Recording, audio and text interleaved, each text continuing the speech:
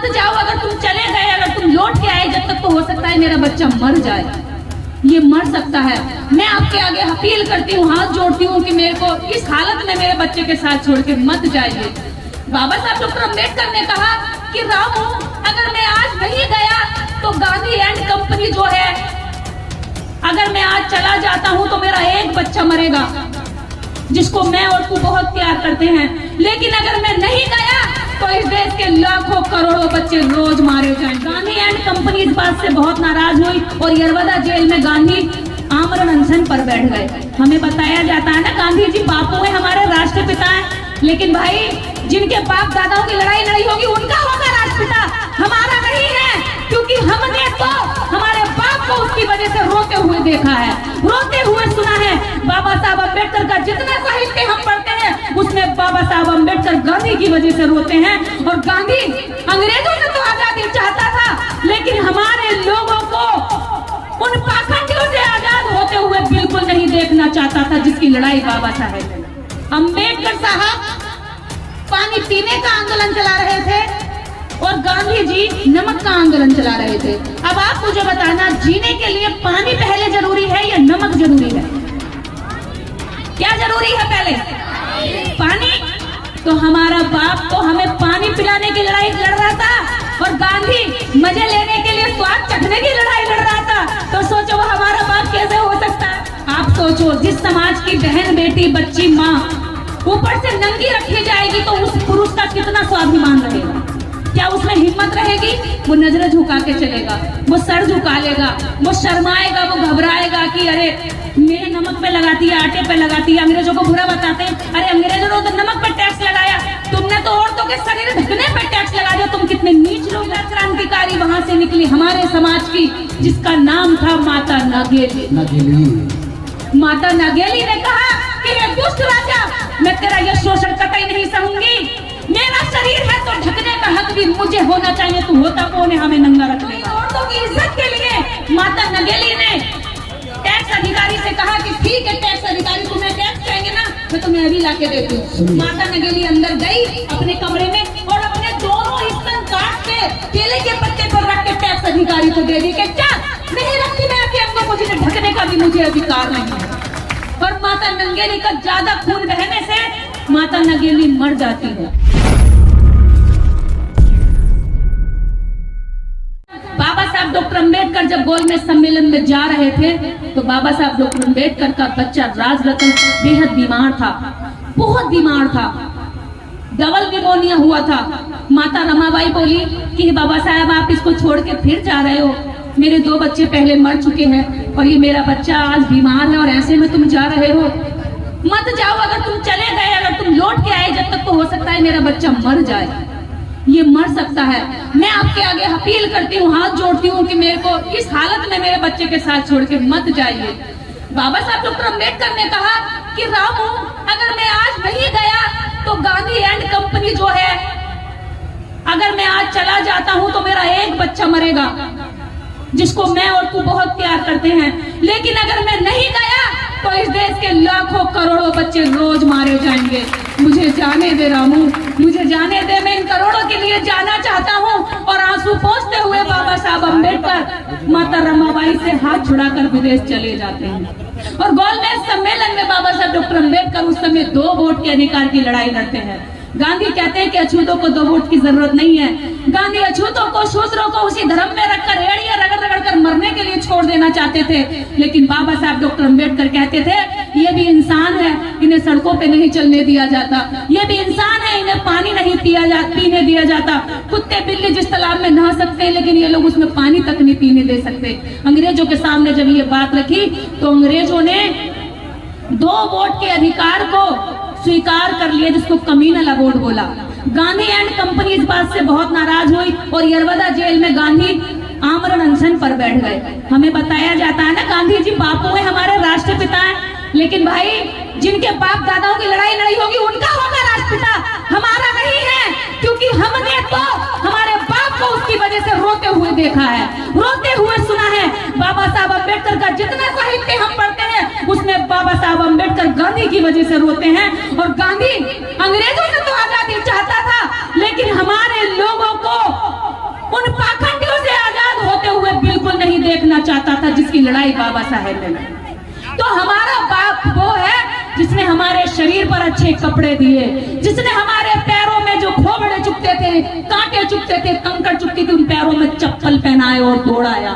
जिन हाथों में भीख का कटोरा होता था, उन हाथों में स्वाभिमान की किताबें और कलम थमा दी, और आज हमारे बच्चे बाबूजी बन सकते हैं। तो हमें हमारे बाप की पहचान करनी है। जिस दिन ये हो जाएगी, उस दिन तुम्हारी ओर कोई मारने के लिए डंडा नहीं लाएगा। उस दिन तुम्हारे सामने से जैसे वो अपना सम्मान चाहता है, वैसे ही तुम्हारे सम्मान की भी कदर करेगा। तो इसलिए बार बार जो मैं जोर दे रही हूँ, बाबा साहब डॉक्टर अम्बेडकर, अपने महापुरुष ज्योतिबा फूले, सावित्रीबाई फूले, साईं जी गायकवाड़, जो ओबीसी थे, ओबीसी के अनेकों महापुरुष हैं जिनकी हमें कोई जानकारी नहीं है, लेकिन हमें ये जरूर पता कौन सा त्योहार कब आ जाता है, क्योंकि हमें उनके बारे में बताया गया। कभी किताबों में हमारे बाप दादाओं के बारे में नहीं पढ़ाया गया, हमेशा गांधी पढ़ाए गए। आपको पता है इस देश में स्तन टैक्स भी लगता था। इन महिलाओं के लिए बता दूं, आप स्तन टैक्स समझते हैं? इस देश में स्तन टैक्स भी होता था। इस देश में नमक टैक्स तो पढ़ाया गया कि गांधी जी ने नमक आंदोलन किया था। वो उन्होंने दांडी आंदोलन के नाम से उनका आंदोलन फेमस हुआ कि वो अंग्रेज नमक पर टैक्स लगा रहे थे, तो गांधी ने कहा कि मैं नमक पर टैक्स नहीं लगने दूंगा। उसी जगह एक और आंदोलन चल रहा था बाबा साहब अम्बेडकर का। बाबा साहब अम्बेडकर का आंदोलन चल रहा था, महान सत्याग्रह आंदोलन। वो कह रहे थे कि हमें अछूतों को पानी पीने दो, शूद्रों को पानी पीने दो। अम्बेडकर साहब पानी पीने का आंदोलन चला रहे थे और गांधी जी नमक का आंदोलन चला रहे थे। अब आप मुझे बताना, जीने के लिए पानी पहले जरूरी है या नमक जरूरी है? क्या जरूरी है पहले? पानी। तो हमारा बाप तो हमें पानी पिलाने की लड़ाई लड़ रहा था और गांधी मजे लेने के लिए स्वाद चखने की लड़ाई लड़ रहा था। तो सोचो वो हमारा बाप कैसे हो सकता है? अरे इसका मतलब ये था कि जब तुम स्वाद चाह रहे थे तब हम पानी के लिए तरस रहे थे, हम पानी के लिए मर रहे थे। और कहते हो कि हम तुमसे पीछे क्यों रह गए? हम पीछे रहते नहीं, षड्यंत्र के साथ हमें पीछे रखा गया।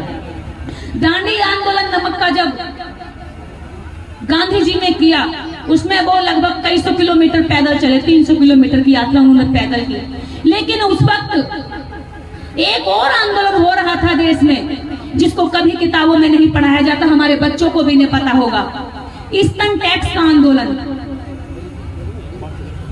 स्तन टैक्स त्रावणकोर, दक्षिण का एक त्रावणकोर राज्य था जिसमें दलितों और शूद्रों यानी एससी ओबीसी की औरतों को स्तन ढकने पर टैक्स देना पड़ता था। यानी यहाँ से ऊपर के अगर कपड़े पहनेंगे तो उन्हें टैक्स चुकाना पड़ेगा। टैक्स। अब आप सोचिए, जो पानी की लड़ाई लड़ते थे, पानी पीने के लिए अधिकार नहीं था, उन पर कपड़ा कहाँ से आया? उन पे पैसा देने के लिए टैक्स में कहां से आया? वो दोनों शर्तों को कंप्लीट नहीं कर सकते थे, तो उनको ऊपर का बदन उघाड़ के रहना पड़ता था। आप सोचो, जिस समाज की बहन, बेटी, बच्ची, माँ ऊपर से नंगी रखी जाएगी तो उस पुरुष का कितना स्वाभिमान रहेगा? क्या उसमें हिम्मत रहेगी? वो नजरें झुका के चलेगा, वो सर झुका लेगा, वो शर्माएगा, वो घबराएगा कि अरे मेरी, वो खुद भी नहीं देखना चाहेगा। तो डर के मारे, शर्म के मारे महिलाएं रात को निकलती थी। त्रावणकोर के राजा को कतई भी शर्म नहीं आई। जब राज्य बना, राजा बना, टैक्स लागू किया गया, तो उस कमबख्त ने स्तन टैक्स ही लगा डाला। दुनिया नमक पे लगाती है, आटे पे लगाती है, अंग्रेजों को बुरा बताते हैं, अरे अंग्रेजों ने तो नमक पे टैक्स लगाया, तुमने तो औरतों के शरीर ढकने पे टैक्स लगा दिया, तुम कितने नीच लोग हो और बात करते हो कि अंग्रेज बुरे थे।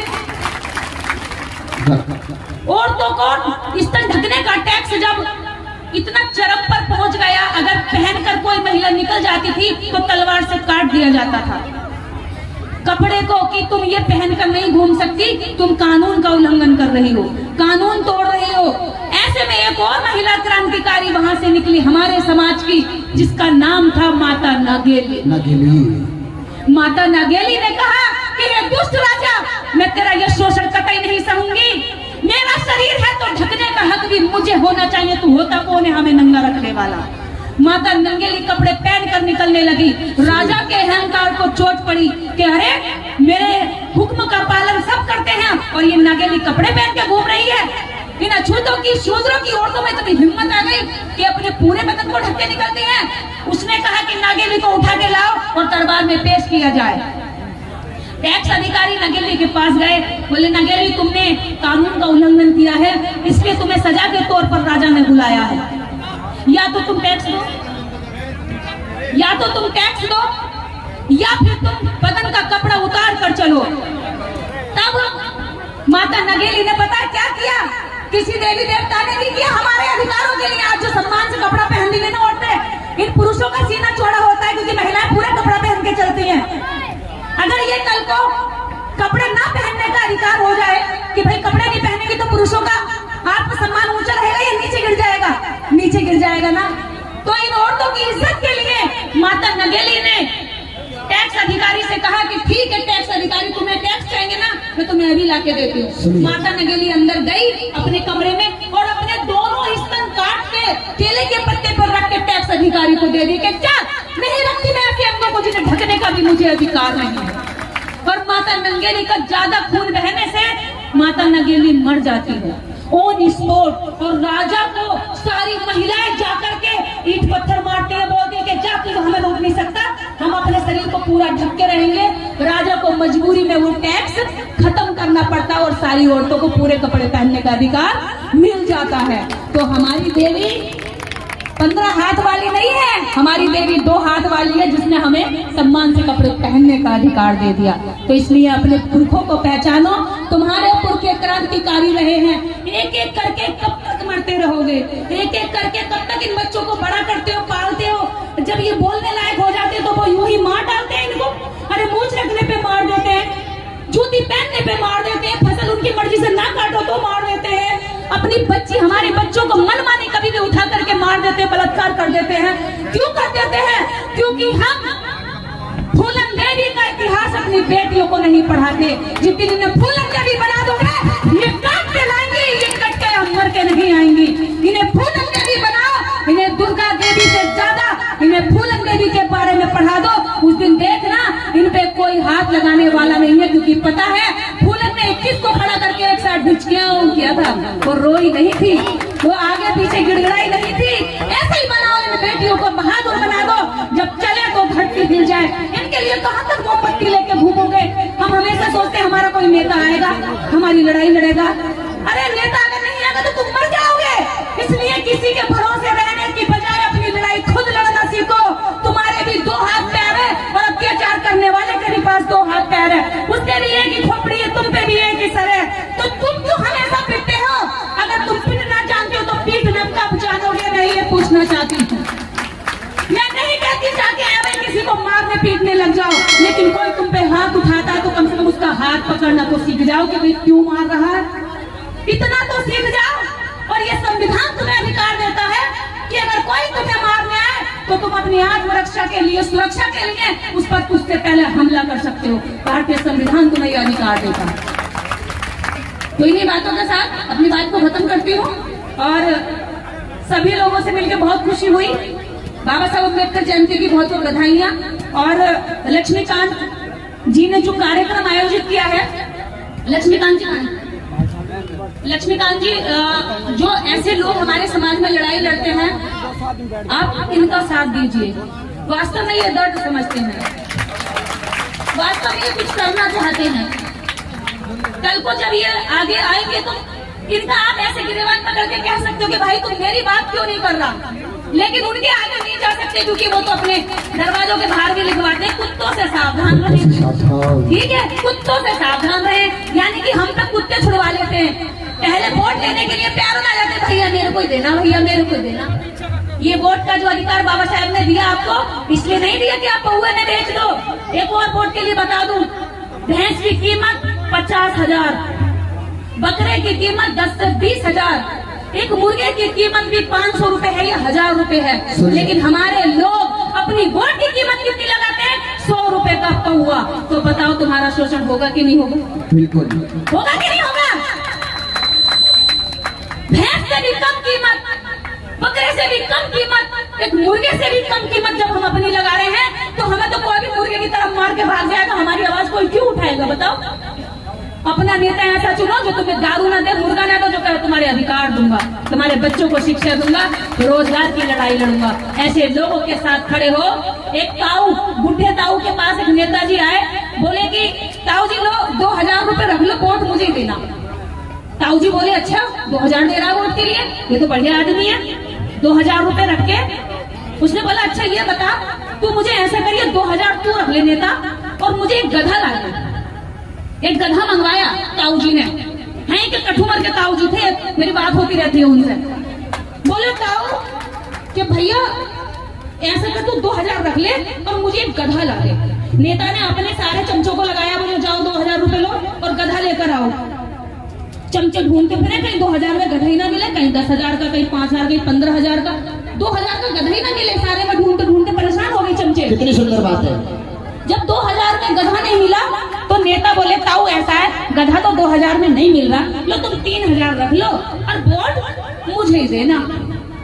कठुमर के ताऊ ने उठाई लठिया और मारी उसके मुंह में देके कि ससुर के नाती, जब 2000 में गधा ना मिल रहा तो मैं तो इंसान हूँ, तुझे 5 साल के लिए कैसे ले जाऊंगा, भाग यहाँ से, मुझे अपना वोट नहीं देखना। एक बार जोरदार ताली होनी चाहिए अगर ये बातें आप सुन रहे हैं, और सुनने के साथ साथ आपके दिलो दिमाग में ये बैठ रही है। कितना कड़वा सच कहा जा रहा है, फिर भी अगर आप कल को भूल जाओ। वोट नहीं बेचना है, अपनी बेटी की बात याद रखना। अगर हम वोट बेचते हैं तो अपनी बहन बेटियों की आबरू बेचते हैं, अपने बच्चों का 5 साल का भविष्य बेचते हैं। अगर हमने आज बिकाऊ नेता तैयार कर दिया, 5 साल में हमारी बात नहीं सुनेगा। अब 5 साल में हमारा बच्चा बड़ा हो जाएगा, जो उसकी 5 साल में उम्र में पढ़ाई होनी चाहिए वो खराब हो गई, फिर हमने अगले साल बुरा नेता चुन लिया तो 10 साल का बच्चा हो गया हमारा, 10 साल में वो नशा करने लग जाएगा, सुल्फा गांजा भांग सब पीने लगेगा। नेता आपके बच्चों को हर 5 साल में 10% युवाओं को नशेड़ी बना देते हैं, गंजेड़ी बना देते हैं, अच्छा अधिकारी या कर्मचारी नहीं बनाते मेरे भाइयों। वो हर साल नए लोगों को नशा करना सिखाते, क्योंकि नशेड़ी व्यक्ति ज्यादा सोचेगा समझेगा नहीं, दारू पिएगा और वोट दिया। तो इसलिए ऐसे नेताओं से बचो, अपने नेता अच्छे चुनो जो आपकी लड़ाई लड़े, आपके ही बीच में कोई हो जो आपका दर्द समझता हो, जो आपकी बात करता हो, जो बहन बेटियों की आबरू को आबरू समझता हो, कीड़े मकोड़ों की तरह बेजान नहीं समझता हो। इन्हीं बातों के साथ जय भीम, जय भारत और जय हो हमारी एकता।